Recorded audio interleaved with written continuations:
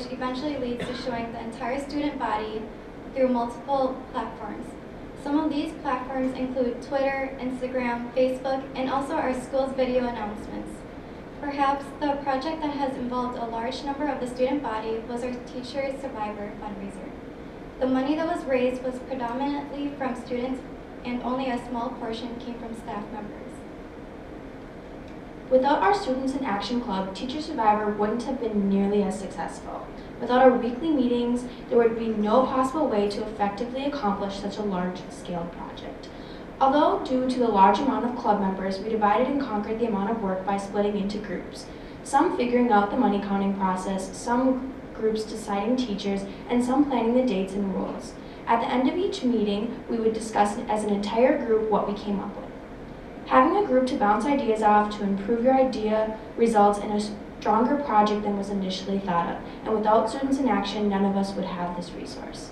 If SIA did not exist at Blaine High School, all of us would still be regularly volunteering, but all of the student-led leadership projects would not exist, and we would have nowhere to take our passion for volunteering one step farther. Due to the continuous support from the Jefferson Award Foundation and our supervisor, Julie Phillips, we have all been continuously pushed to keep on improving our leadership skills.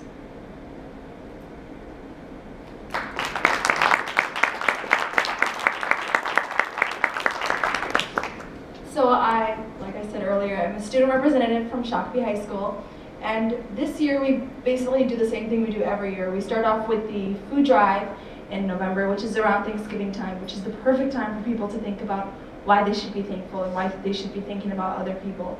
Our next project is my favorite personally. It's a one-act play, and it's a time where I see students come out of their shells and be more vocal and talk about their social issues and their personal problems.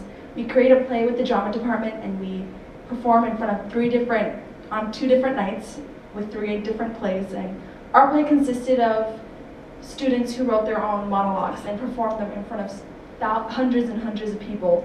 And I remember a student came up to me not yesterday, a couple weeks ago, and he said to me, when he saw the one act, he was absolutely inspired by it, and it made him be more aware of the social issues that are plaguing our nations today, and that's basically what our play consists of. Our next project is coming up in a couple of weeks is our multicultural event, and we're having student singers, a fashion show, all embracing the diverse community of Shakopee, because in a couple of years we're going to be twice as big with twice as many students, and I think it's important to kind of build the foundation right now before we become twice as big. We also do a talent show at the end of the year, and it's a time where students who you don't even know go to the school, belt out notes and come up with comedians, and you see dancers, and you're just absolutely floored by all the people who have amazing talent that consist of our school. And as Mr. Baskel said earlier, we also competed last year in the Jefferson Awards competition with Blaine High School. It was an amazing experience, probably the highlight of my whole high school journey. And we went to DC, and it was probably the best experience I've ever had. I got to stand on the exact same footsteps of Martin Luther King, and it was just an amazing experience to be in a place so historical. Since I'm a history geek, it was just so amazing to be in a place so historical and so significant. And I really want to give a shout out to my advisor, Mr. Kelly, because he puts effortless hours to come to our meetings since he doesn't teach at our school anymore. And it's just amazing to see him give us so much good advice, and I really appreciate him. I also want to give a shout out to my fellow members for stepping up the plate and really building our leadership skills this year. I'm so proud of you guys, and I'm absolutely amazed to leave this school and know that you guys have my back. So thank you.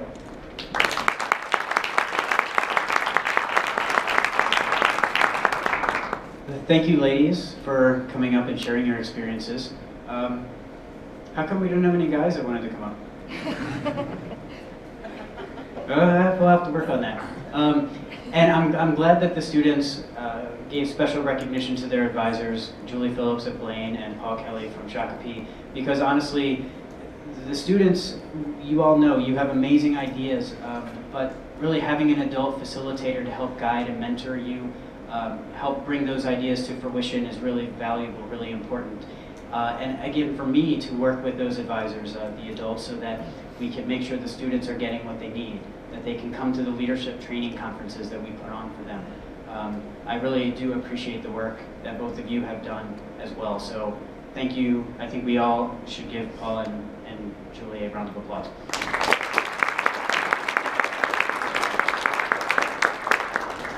Okay, so I want to, I guess, real quick, thank again the sponsors who allowed tonight to happen.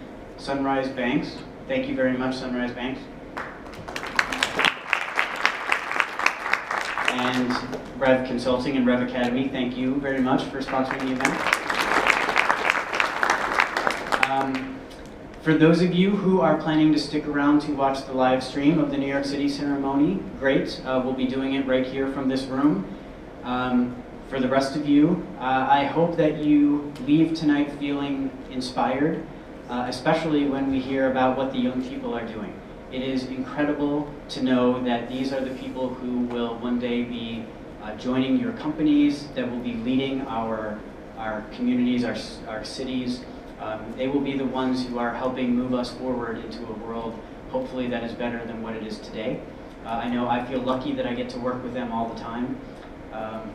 And I want to thank you all again for coming and joining me in this celebration, hearing the stories, and encouraging each other to continue to do the great work that we're doing. I think it's important. And as a representative of the Jefferson Awards, I want to congratulate everybody again on being honored. And hopefully we will see many of you at an event like this again next year. So don't forget, before you leave, to fill out, sign the giant smile card. If you want to make your own little smile card, you're welcome to. Also, don't forget, on your table is the support interest form if you want to get more involved. I can be in touch with you about that. And again, on the back, there are the more specific information about our 3 Lead 360 projects for this year. The Score on Hunger, the Teddygrams for the troops, and the Survivor Packs, if those are projects that you might want to look at doing this year. All right. Well, again, thank you all for being here. And please take some of that food with you, because it's just me, and I can't take it all myself. So, all right. Our program for this evening, the local program, is done. Feel free to stick around if you're going to see the live stream of New York City. Also, that, I'm told, is going to get started right around 6 o'clock our time. In the meantime, the Hall of Fame here within the stadium, the University of Minnesota Hall of Fame, is open if you want to walk around that. But I expect that the live stream will start right around 6 o'clock in this room. All right. Thanks again. Good evening. Good night.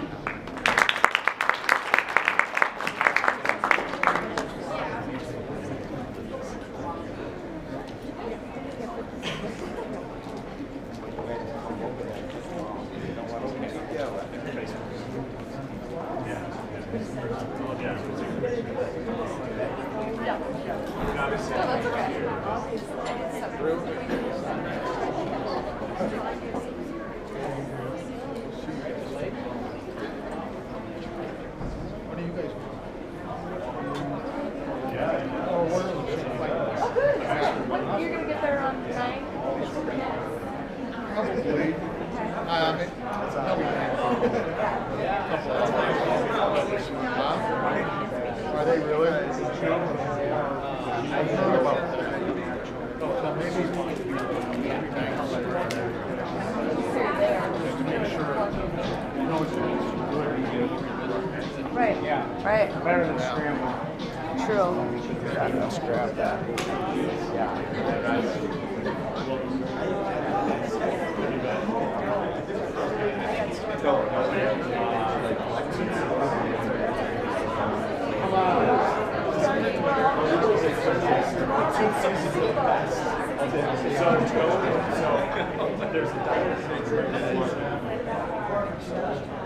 That's like old school.